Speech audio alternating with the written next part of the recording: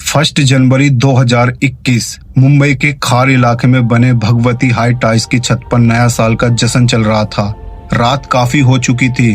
तेज संगीत और शराब की बोतलें, हंसी मजाक और दोस्तों की भीड़, हर तरफ खुशी का माहौल दिख रहा था। और इसी पार्टी के अंदर 19 साल की लड़की, जिसका नाम जानवी कुरकेजा होता है, वो भी अपने सभी दोस्तों के साथ इस पार्टी के अंदर आई थी। पर इसको ये अंदाजा नहीं था कि ये नए साल की रात उसकी जिंदगी की आखिरी रात होगी और सब कुछ खत्म हो जाएगा। दरअसल ये कहानी स्टार्ट होती है यश अजूजा नाम के लड़के से। यश ने अपने सभी दोस्तों को पार्टी दी। धीरे धीरे रात गहरी होती रही। कुछ दोस्त नाच रहे थे और कुछ मोबाइल में तस्वीरें ले रहे थे और कुछ नशे की हालत में झूम रहे थे।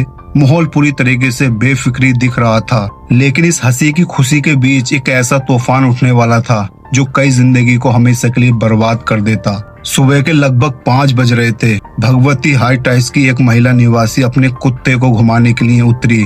जैसे ही वो नीचे पहुंची, उनकी चीख निकल गई। ग्राउंड फ्लोर पर खून से लथपथ एक लड़की की लाश पड़ी थी और कुछ ही देर में वहां पर अफरा तफरी मच गई। पुलिस को फोन किया गया। लोग इकट्ठा होने लगे। जब उस लड़की की पहचान हुई तो पता चला कि लड़की कोई और नहीं थी, ये वही जानवी कुरकेजा थी जो खून में लथपथ पड़ी थी। लेकिन आखिर उस रात ऐसा क्या हुआ जो कुछ घंटे पहले हंसने वाली लड़की अब खून में लथपथ जमीन पर पड़ी थी? इस सवाल का जवाब जानने के लिए हमें कुछ घंटे पीछे जाना पड़ेगा। 31 दिसंबर 2020 की शाम मुंबई के सांताक्रूज के इलाके की रहने वाली कुरकेजा फैमिली अपने घर में एक छोटा सा जन्मदिन मना रही थी। उस दिन जानवी के पिता प्रकाश कुरकेजा का जन्मदिन था। महामारी के कारण किसी का भी बाहर निकलना मुश्किल था, इसलिए पूरा परिवार घर के अंदर ही खुशियां मना रहा था। रात करीबन 8 बजे केक काटा गया। जानवी ने अपने पिता को खुश होकर गले लगाया।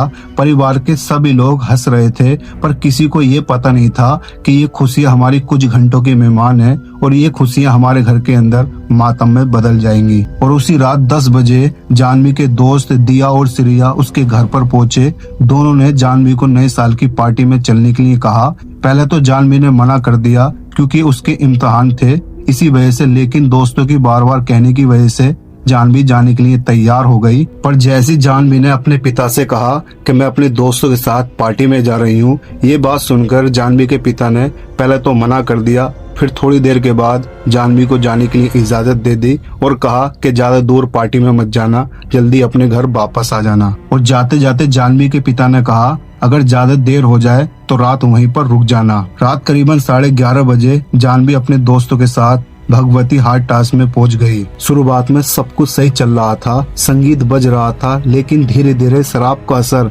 सब पर दिखने लगा। और फिर रात 1:30 बजे जानवी के पिता ने जानवी को फोन किया, लेकिन जानवी का फोन व्यस्त चल रहा था। उन्हें लगा कि शायद दोस्तों के साथ होगी, इसलिए उन्होंने ज्यादा ध्यान नहीं दिया और फोन काट दिया। लेकिन उसी समय भगवती हाई टाइज की छत पर कुछ ऐसा हो रहा था जिसने पूरी कहानी बदल दी। जांच में पता चला कि जानवी और श्रिया पिछले 3 साल के रिश्ते में थे और वहीं दिया जानवी की बचपन की दोस्त थी।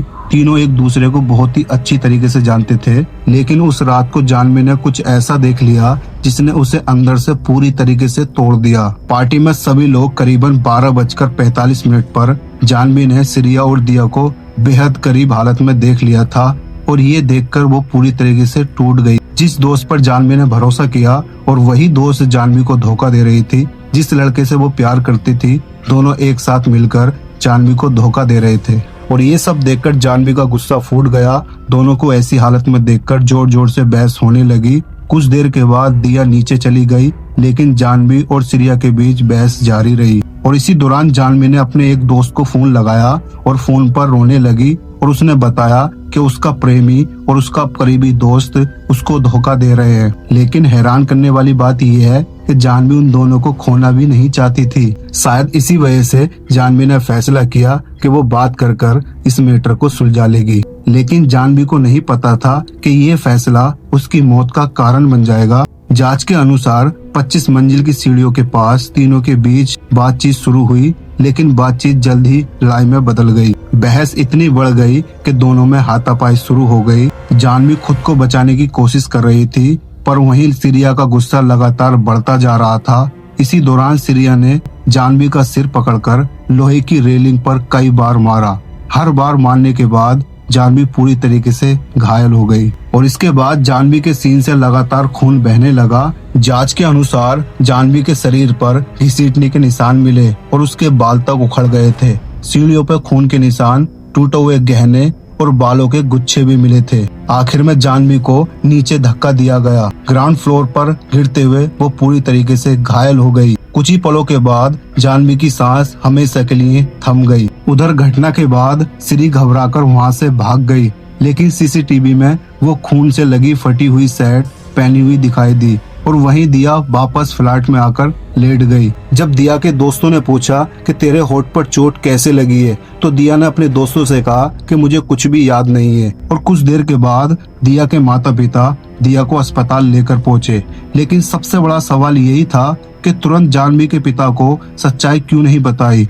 सुबह करीबन 5 बजे जानवी के पिता को फोन आया कि सिर्फ इतना कहा कि एक्सीडेंट हो गया, लेकिन सच्चाई इससे कहीं ज्यादा भयानक थी। जब प्रकाश कुरकेजा पुलिस स्टेशन पहुंचे तो पुलिस ने उनसे बताया कि उनकी बेटी अब इस दुनिया में नहीं रही। ये सुनते ही जानवी के पिता वहीं पर गिर पड़े। उनकी पत्नी निधन कुरकेजा को जब ये खबर मिली तो वो घर पर चीख चीख कर पुकारने लगी। जिस बेटी को कुछ घंटे पहले हंसते हुए विदा किया था, अब उसकी लाश अस्पताल में पड़ी थी। पोस्टमार्टम रिपोर्ट के आने के बाद मामला पूरी तरीके से बदल गया। जानवी के शरीर पर कुल 48 चोटों के निशान थे। उसके सिर पर गंभीर चोट थी। शरीर पर बहुत ज्यादा साफ साफ निशान नजर आ रहे थे। ये साफ हो गया कि ये साधारण हादसा नहीं था।